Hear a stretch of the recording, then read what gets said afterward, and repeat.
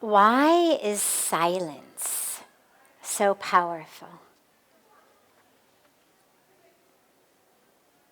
So many reasons.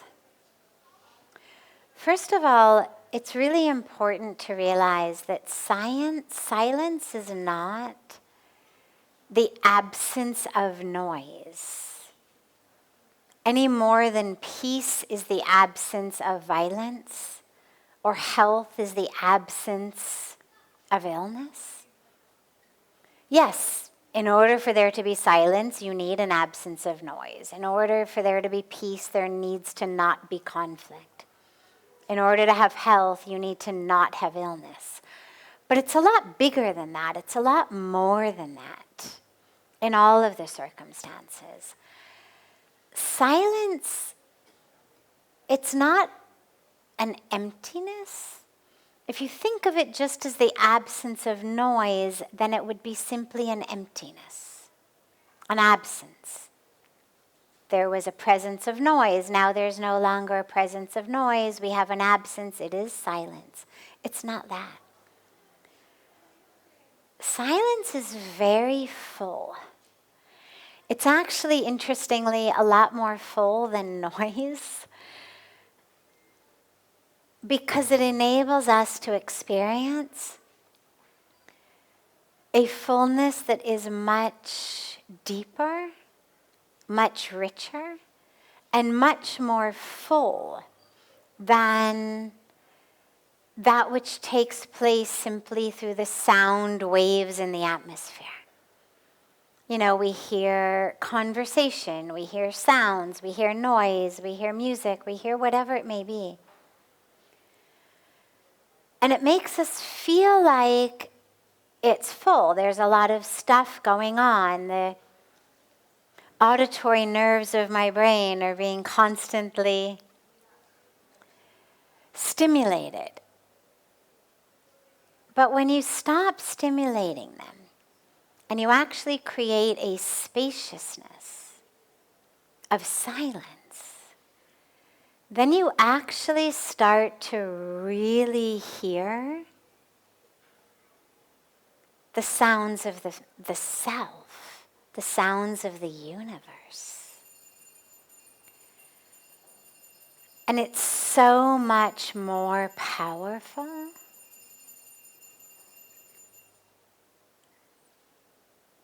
than the sounds that we hear in the world around us. So remember, it's very full.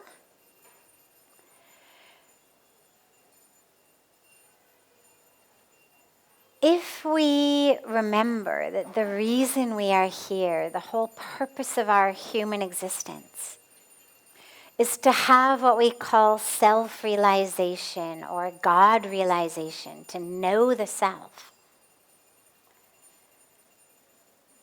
How can we know it if we're constantly distracted? You can't know anything if you're constantly distracted. If you're sitting in a classroom, just even picture you're learning anything. Sitting in a class, a teacher's doing arithmetic on the board or teaching history. And every 2 seconds, we are distracted by a phone, by the person sitting next to us, by whatever it may be. You're not going to learn what's being taught. You're going to fail the exam. Very simple. It's why we tell all of our children, pay attention in class. Listen to what the teacher says. Why? Because if you're not listening, you're not going to get what's being taught. You're going to fail the exam. Same thing in life. There's not an exam. The universe is very patient. It'll just keep giving you birth after birth until you finally learn it. But it's the same idea that if you're not listening, you're not going to learn. You're not going to hear the truth if you're not listening. And if we are listening only externally, oh, what did you say? Oh, change the channel on my radio. You're not going to hear the sound inside.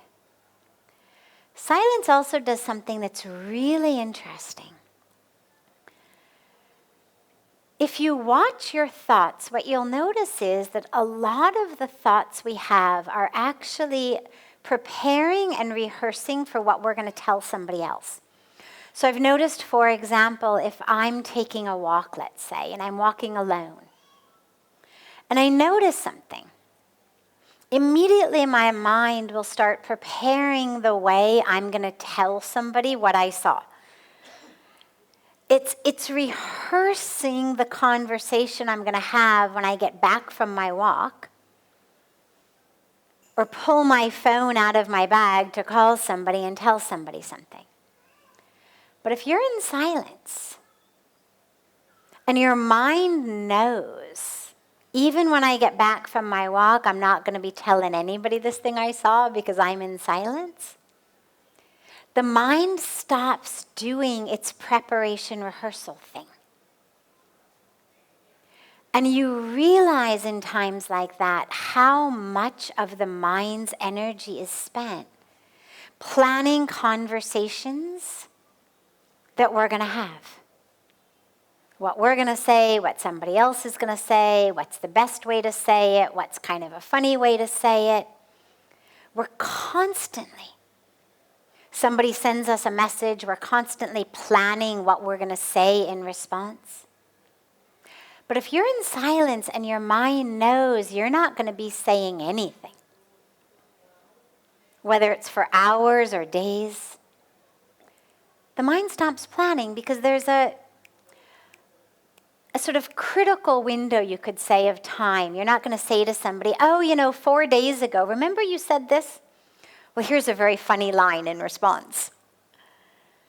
It's not funny 4 days later. It's only funny in the moment. You're not going to say to somebody, 4 days ago I took a walk and I saw this thing.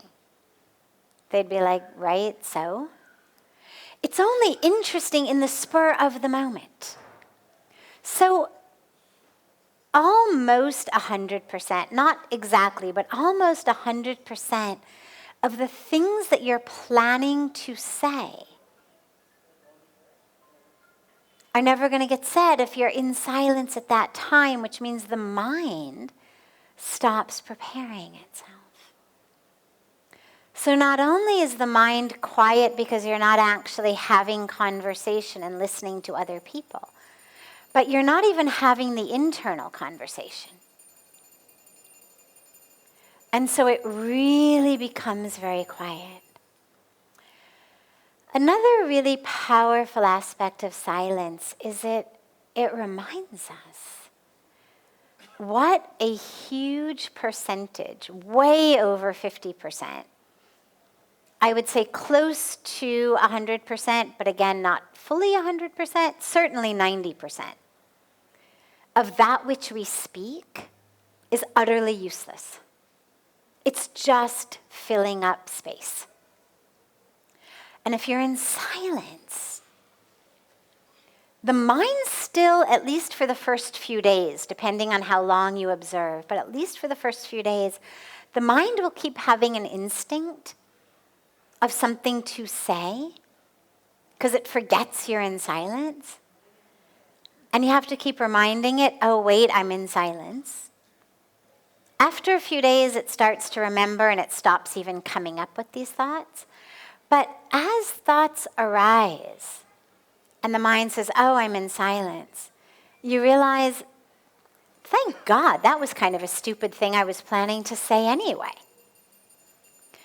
And you just start to see the rising of what you ordinarily would speak without thinking. And it makes you realize, my God, how much energy am I wasting in literally just verbalizing the nonsense commentary in my own mind. I mean, it's bad enough that it's reverberating in my own mind. Now I need to fill the sound waves of the universe with it. Like, it's bad enough I'm sick inside. We tell everybody, when you're sick, stay home. Don't go to work. Don't go to school. Don't go to the grocery store. Don't get other people sick. Don't sneeze and cough on others. But we all have this sickness of the mind where it's just engaged in constant, unnecessary nonsense. And then what do? We verbalize it. We bring that inner sickness to fill up the space in the world around us, polluting other people's minds as well. I've actually started to see that kind of talk as what you could call soft violence. You're not taking a knife or a gun and killing someone. But on a very deep level, it's actually still violence because you are filling the sound waves around them. You're filling the energy around them with that which is not only not helpful, but is actually harmful. So silence reminds us, oh, I don't actually have to say everything I think. I'm not just stimulus response salivating Pavlov's dogs. I actually have the ability to decide what to speak. And so not only is silence powerful, but your speech becomes much more powerful if you are an observer of silence. Because you don't just say something because you thought it. And you don't just speak to fill up space, which means you save a lot of energy. Speaking, it actually takes a lot of energetic Shakti of the body. Dehydrates you. As you speak, you're literally, sending little water particles out in the world. When you do a lot of speaking, you get thirsty. You sing, you speak, you get thirsty because you're literally sending out water. So it saves energy, physical energy, just energetic energy of the body.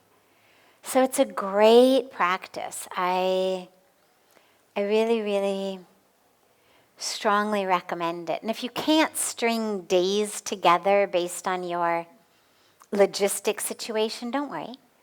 Just have a few hours a day that you're in silence. Not while you're sleeping. Some hours when you are awake. Start even with just 1 hour a day. And then expand it and expand it. A lot of us think, oh my God, I couldn't possibly do it. As though what we say is so important. And the minute you start, you realize, oh, I guess what I say isn't that important. I guess I'm actually able to get by in silence a lot more easily than I thought I was. And then you start to hear the sound of the self. So it's a very, very powerful practice.